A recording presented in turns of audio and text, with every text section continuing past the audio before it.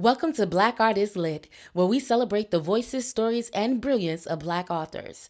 I'm your host, Nakira Cheney, and since it's Black History Month, we're diving deep into the narratives that shape, challenge, and reflect our experiences.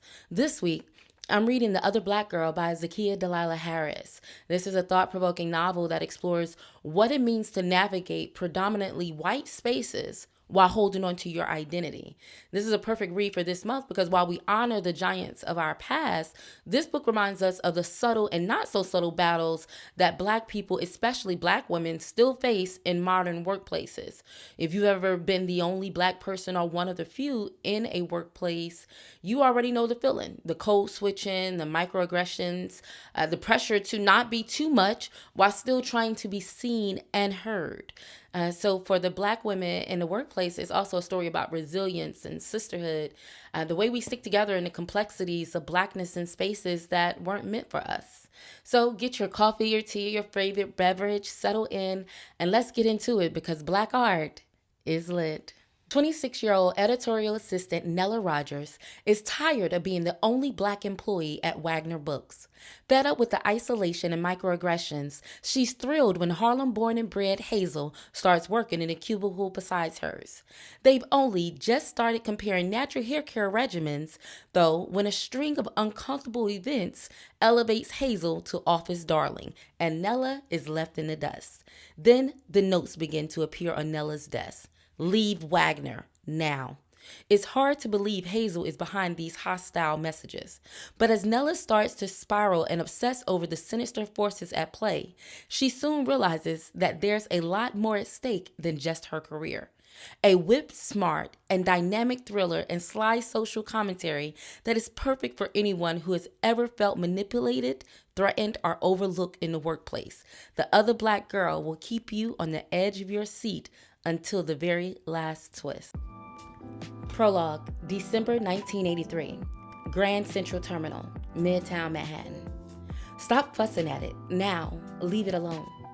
But my nails found my scalp anyway, running from front to back to front again. My reward was a moment of sweet relief, followed by a familiar flood of dry, searing pain. Stop it, stop it. I'd already learned that the more I scratched, the more it'd resemble the burn of a bad perm. A bad perm that had been stung by 50 wasps and then soused with moonshine. My small opportunity for reprieve would come only after the train started moving, when I could finally close my eyes and take comfort in the growing distance between me and New York City. Still, I continued to scrape at the itch incessantly, my attention shifting to another startling concern. We weren't moving yet. My eyes darted to the strip of train platform visible through the open doors, my mind moving faster than I moved through Grand Central Terminal just minutes earlier. What if someone had followed me here? Slowly, carefully, I raised myself up to check. On the left side of the car were a young brunette mother and her baby, clad in matching, itchy-looking red winter coats with black velvet lapels. On the right was a gray-haired, greasy-looking man with his forehead smashed against the glass window, snoring so loudly that I could almost feel the train car shake. We were still the same four we'd been when I ducked into this car 5 minutes earlier. Good. I exhaled and sat back on my hands, willing the wave of mild relief that had washed over my brain to wash over my heart too. But the latter organ hadn't gotten the memo yet, and a sudden flash of a shadow passing by the open door set my brain off again. Did anyone see me get into the cab? What the hell am I doing? What the hell are they doing? I shook my head and crossed my legs, my nylons scraping against one another like two black pieces of sandpaper. The round toe of my toe-tight heels rubbing the bottom of the seat in front of me. I hated these tights and these shoes and this pea coat I'd thrown on in the dark. I hated how stiff my entire body felt. Cold, numb, like it had been dipped in a tank full of ice water. But I could fix all of that later. What concerned me more were the things I couldn't name. The things that were causing me to buzz and burn and want to flee not just my home, but the tightening constraints of my skin itself. There was the sound of a bell, followed by a calling voice, a male voice. It took me a moment to realize that the shadow I'd seen passing by the door belonged to the conductor. He was in the back of my car now, working his way up to the front. "Sir," he was saying, in a polite attempt to wake the snoring man for his ticket. "Sir?" I fumbled nervously for my shoulder bag. I knew I had enough money on me before sneaking out of my apartment. I made sure to grab the savings from that torn pair of polka-dotted panties I kept hidden in the bottom of my sock drawer. But now I was here about to get going, and I still didn't know where I was going to. I meant to make small chatter with the brother driving the taxi, flash him some teeth in the rearview mirror the way I used to do before everyone knew my name, see if he knew any parts of upstate New York that were particularly cordial to our kind of people. But my mind had been too fixated on what had sent me running in the first place, what I overheard her say to him on the phone. Amani says it's not supposed to burn. I uncrossed my legs as I considered how long I could stay missing. Judging by how hard my name was being dragged through the papers, it wouldn't be difficult for anyone to believe I wanted to take a break from the spotlight. But how long would they leave me alone? How long would they be kind to trace the demanding answers? They weren't going to let me off the hook that easily, not after what I had done. All those careers jeopardized. A note slipped under my door in the dead of the night by a black writer I'd idolized for much of my youth. You couldn't just let things be? More burning, more searing pain. I was scratching at my neck again, grateful for any kind of distraction from those words when a hand gripped my shoulder. I let out a small shriek and batted it away, only to realize it belonged to the equally frightened-looking conductor. Never had I been so excited to see a white male stranger in my entire life. "I didn't mean to startle you," he said, "but I'm going to need to see your ticket, ma'am." "Oh." I pulled out a crisp 20 from my wallet. When I looked back up at him, he was leaning against the seat across from the row from mine, waiting patiently with a small smile. He appeared to be in his mid-20s, at most 5 years younger than me, and he had a kind enough face when he asked me where I was headed. "Good question," I said, just as the snoring started back up again a few rows behind me. "What's the most northern stop on this train?" The conductor's smile widened with curiosity as he moved to accept the bill. "Poughkeepsie, ma'am," he said.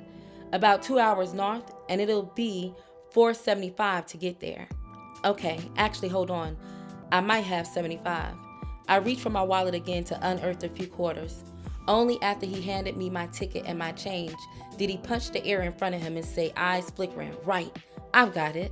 I know where I've seen you before." I swallowed, shook my head once. No. "I was just reading about you this morning," he said, pointing at something in his back pocket, a rolled up newspaper.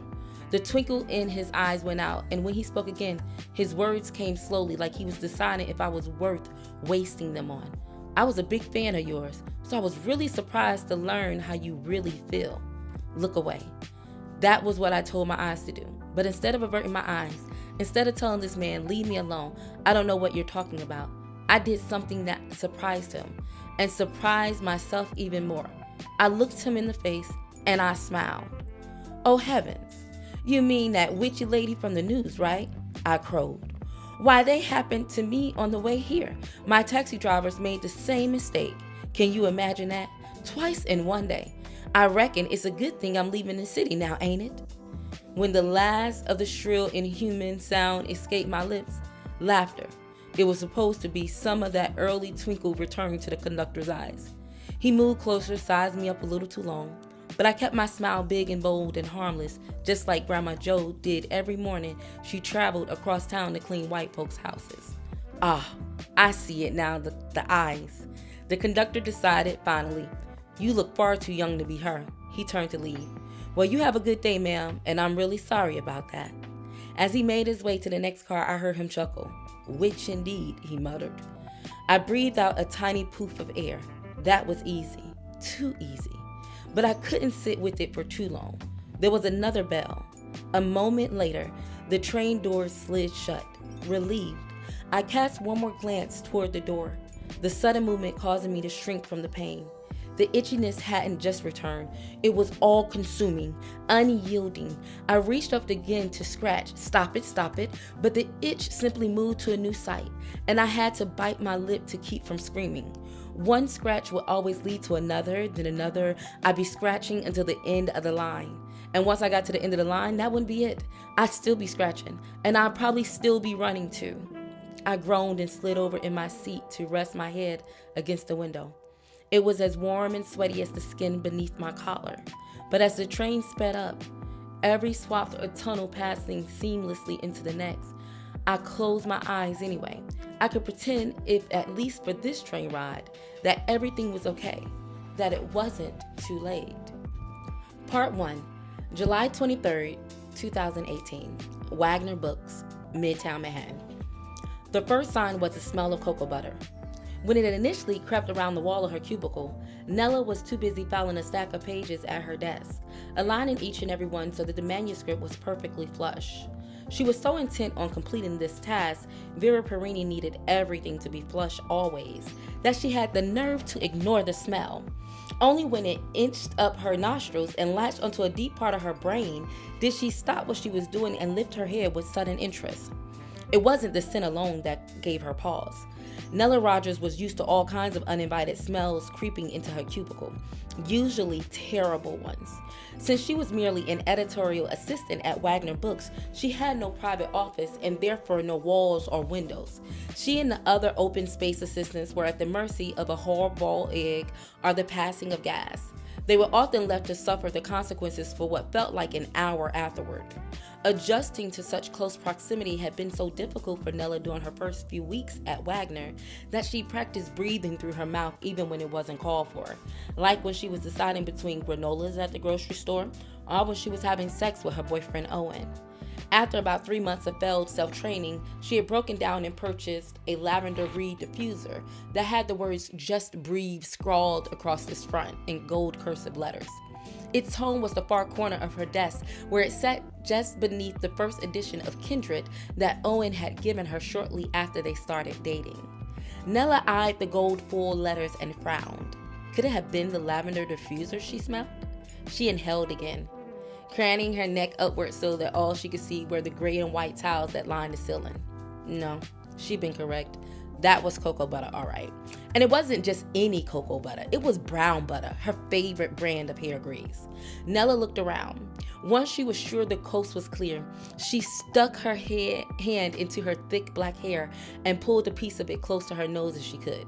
She had been proudly growing an afro over the last 3 years, but the strand still landed unsatisfyingly between her nose and her cheek. Nonetheless, it felt close enough to tell her that the brown butter smell wasn't coming from her own hair. What she was smelling was fresh, a coat applied within the last hour or so, she guessed. This meant one of two things. One of her white colleagues had started using brown butter, or more likely, since she was pretty sure none of them had accidentally stumbled into the natural hair care aisle, there was another black girl on the 13th floor. Nella's heart fluttered as she felt something she supposed resembled a hot flash. Had it finally happened? Had all of her campaigning for more diversity at Wagner finally paid off? Her thoughts were cut short by the loud, familiar cackle of Maisie Glendower, a squirrely editor who appreciated modulation only when someone else was practicing it. Nella combed through the bray, listening hard for the hushed voice that made Maisie laugh. Did it belong to a person of a darker hue? "Hey girl, hey!" Startled, Nella looked up from her desk, but it was just Sophie standing above her, arms wrapped snugly around the side of her cubicle wall, eyes as wide and green as cucumbers. Nella groaned inwardly and clenched a fist beneath her desk. "Sophie," she mumbled. "Hi." "Hey, what's up? How are you? How's your Tuesday going?" "I'm fine," Nella said, keeping her voice low in case any more audible cues floated her way. Sophie had tamed her eyes down a bit, thank goodness, but she was still staring at Nella as though there was something she wanted to say but couldn't. This wasn't unusual for a cubicle floater like Sophie. As cubicle floaters went, she wasn't the worst. She didn't play favorites, which meant that your chances of seeing her more than once a week were slim. She was usually too busy hovering beside the cubicle of another assistant, her lazy smile reminding you of how good you didn't have it. By the luck of the draw, Sophie worked for Kimberly, an editor who had been at Wagner Books for 41 years. Kimberly had edited her first and last bestseller in 1986, but because this bestseller had not been just a bestseller, it had been adapted into a television show, a blockbuster film, a graphic novel, an adult film, a musical, a podcast, a miniseries, and another blockbuster film in 40X. She was granted a pass on every non-bestseller that followed. Royalties were nothing to laugh at. Now, nearing the end of her long career, Kimberly spent most of her time out of the office, and Nella suspected Sophie spent most of her time waiting for Kimberly to kindly retire already so that she could take her place. In a year, maybe less, it would dawn on Sophie that her boss wasn't going anywhere unless someone told her to, and no one ever would. But for now, Sophie hung on naively just as every single one of her predecessors had. Kim's still out, Sophie explained, even though Nella hadn't asked. She sounded awful on the phone yesterday. Which procedure is she getting done this time? Sophie grabbed the taut bit of flesh between her chin and her clavicle and wiggled it around. Ah, the crucial one. Sophie rolled her eyes. Yep, she probably dropped more on that than we make here in a month. By the way, did you see? She cocked her head in the direction of Macy's voice. Did I see what? I think Macy's got another potential candidate in. Sophie tossed her head again, this time added in a suggestive wiggling eyebrow. And I don't know for certain, but seems like she might be, Nella tried to keep from grinning. No, I don't, she said innocently. Might be what? Sophie lowered her voice. I think she's black. You don't have to whisper the word black, Nella chided, even though she knew why Sophie did. Sounds like smells carry over cubicle walls. Last time I checked, that was a socially acceptable word to use. I even use it sometimes. Sophie either ignored her joke or didn't feel comfortable laughing at it. She leaned over and whispered, This is so great for you, right? Another black girl at Wagner? You must be so excited. Nella withheld eye contact. Turned off by the girl's intensity, yes, it would be great to have another black girl working at Wagner, but she was hesitant to do a celebratory electric slide sequence just yet. She only believed that the higher-ups at Wagner had finally considered interviewing more diverse people when she saw it. Over the last 2 years, the only people who had been interviewed or hired were very specific people who came from a very specific box. Nella looked up from her desktop at Sophie, who happened to be one of these very specific people and who was still chattering on. Over the course of just a few minutes, Sophie managed to talk herself onto a train of social awareness, and it was clear she had no intention of getting off anytime soon. It reminds me of that anonymous op-ed book center article I sent you last week, the one I swore you had to have written because it sounded so you, about being black in a white workplace. Remember that piece? Yeah, I do. And for the 10th time, I definitely didn't write that article, Nella reminded her, even though I can obviously relate to a lot of the stuff that was in it. Maybe Richard saw it and decided to do something about the lack of diversity here. I mean, that would be something. Remember how hard it was just to get people talking about diversity in one place? Those meetings were painful. To call them meetings seemed gracious, but Nella wasn't in the mood to go down that slippery slope. She had more important things to pursue, like how to get rid of Sophie. Nella reached for her phone, let out a small groan, and said, Whoa, is it already 10:15? I actually need to make a very important phone call. Oh, darn. Sophie looked visibly disappointed. Okay, sorry, but I'll report back. Nella would not report back, but she learned that punctuating too long interactions with this promise made parting much easier. Sophie smiled. No problem, later, girl, she said, and off she went as quickly as she'd come. Nella sighed and looked around aimlessly, her eyes skipping over the stack of papers she still hadn't delivered to her boss. In the grand scheme of things, the speed with which one could bring something from point A to B should have zero effect upon whether that person deserved to be an assistant editor, especially since she worked for Vera, one of Wagner's most exalted editors, for 2 years now. But things between them lately had been, for the lack of a better word, weird. Their anniversary check-in a few days earlier had ended on a less than savory note. When Nella had asked for a promotion, Vera had listed at least a dozen surprise grievances she had had with Nella's performance as her assistant, the last being the most unsettling of all. I wish you put half the effort you put into those extracurricular diversity meetings into working on the core requirements. The word extracurricular had hit Nella hard and fast in the eye, like a piece of shrapnel. The company basketball team, the paper-making club, those were extracurriculars. Her endeavors to develop a diversity committee were not. But she smiled and said thank you to her boss, who had started working at Wagner years before Nella was even born, and tucked this piece of information into her back pocket for safekeeping. That was where she believed any dreams of letting her black girl flag fly free would have to remain. But now the smell of brown butter was hitting her nose again, and this time there were telltale sounds. First, Maisie's practiced joke about Wagner's zany floor plan. It makes about as much sense as the science in Back to the Future.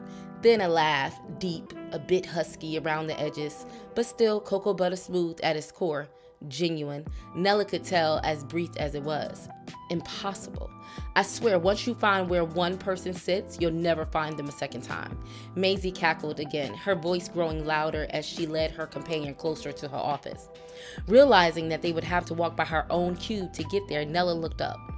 Through the small crack in her partition, she spotted the dark locks, the flash of a brown hand.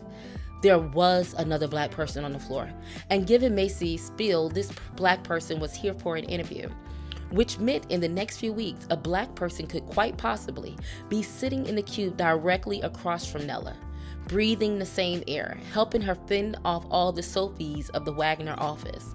Nella wanted to put a victorious fist in the air, 1968 Olympic style. Instead, she made a mental note to text Malika this latest Wagner update, the earliest chance she got. I hope your trip wasn't too long, Maisie was saying. You took the train from Harlem, right? Actually, I'm living in Clinton Hill right now, the black girl responded, but I was born and raised on 135th and ACP for a while. Nella sat up straighter. The girl's words, which sounded warmer and huskier than the laugh that had fallen easier from her mouth, evoked a sense of Harlem cool that Nella had always wished she possessed. She also noted with reverence and not a little bit of envy how confident the girl sounded, especially when Nella recalled her own anxiety-inducing interview with Vera. The footsteps were now only inches away. Nella realized she'd be able to get a good glimpse at the newcomer, and she slid over to the far right of her cube. So she did exactly that, pretending to leaf through the manuscript Vera was waiting on while keeping one eye trained on the strip of hallway that led to Maisie's office. Almost instantly, Maisie and her prospective dreadlocked assistant made their way into her peripheral, and the picture came into view. The girl had a wide, symmetrical face and two almond-colored eyes, perfectly spaced between a Lena Horne nose and a generous forehead. Her skin was a shade or two darker than Nella's chestnut complexion, falling somewhere between hickory and umber. And her locks, every one as thick as a bubble tea straw and longer than her arms, started out as a deep brown, then turned honey blonde as they continued past her ears. She gathered a bunch and piled them on top of her head in a bun. The locks that hadn't made it hung loosely around the nape of her neck. And then there was this girl's pantsuit, a smart-looking ensemble composed of a single-button marigold jacket and a matching pair of oversized slacks that hit a couple of inches above the ankle. Below that, a pair of red patent leather high-heeled ankle boots that Nella would have broken her neck just trying to get into. It was all very Erica meets Issa, another detail Nella was filing away from Malika. When she heard Maisie ask the girl to explain what ACP meant, and it was a good thing she had because Nella hadn't known either. Oh, sorry, that's Adam Clayton Power Jr. Boulevard, the girl said. But that's kind of a mouthful. Oh, of course, a mouthful indeed. Harlem is such a great neighborhood. Its history is just so rich. Wagner held an event at the Schomburg earlier this year. February, I think it was, for one of our authors. It was very well received. Nella fought back a snort. Missy hadn't attended this aforementioned event. What's more, Nella was willing to bet her middle name that the Museum of Natural History was as far north as Maisie had ever traveled in Manhattan. Maisie was a kind enough woman. She made bathroom small talk as well as next senior level employee. But she was fairly limited in her sense of what the city entailed. Just the mention of Williamsburg, despite its Apple Store, Whole Foods, and devastating selection of designer boutiques, caused Maisie to recoil as though someone had just asked to see the inside of her vagina. Surely this dreadlock girl could sense that Maisie had no true sense of Harlem's culture. Nella wished she could see the look on the black girl's face, but they had already started to enter Maisie's office, so she had to settle for a chuckle in its place. It was subtle, but in the milliseconds that passed before Maisie shut her door, Nella was able to detect amusement at the end of that chuckle, an exasperated kind of amusement that acts without asking. You don't spend time with black people often, do you? Nella crossed her fingers. The girl probably didn't need it, but she wished her luck anyway. All right, that is chapter 1 of The Other Black Girl by Zakiya Dalila Harris. I feel like, we're just getting into the story. We've met Nella, and we know that she's working at Wagner Books, where she's starting her diversity committee and being told that those are extracurricular activities. We've kind of been dropped into this world that I can tell you, for me, seems all too familiar. Just her experiences of being the only black girl there, the awkward stares, those fake smiles, the tension that comes up, when someone tries to make a joke, but it's not necessarily funny, or it just doesn't culturally translate very well. Reading that first chapter, I did find myself just kind of nodding and smiling, laughing a little even, or also feeling just kind of deep sigh, because I've been there before. I've had, some of those instances happen where someone's there and they're talking and they say something backhanded, or you have something that you want to say and you find yourself having to smile through it. But the way that Harris just captures those small, just everyday moments of being black in a white space is definitely really spot on. It's subtle, but it definitely cuts deep. I can't wait to really get to finish reading the rest of this book to see what it's like. I can tell that we're going to be in for a ride. I want to know who is this new black girl from Harlem? What is she about? And what is the mess and the drama that's going to start? And let's not forget that we started this book with a girl being on a train going to the furthest part north that she could go, which happened to be Poughkeepsie. That's interesting. I have been to Poughkeepsie before. But anyway, thank you so much for tuning in to another episode of Black Art is Lit. I greatly appreciate you. You can follow me at Nakira, that's at NYKIERIA, on all social media platforms. And we have our new page up, Black Art is Lit, where you can follow us on TikTok and Instagram as well. Thank you. And remember, Black Art is lit.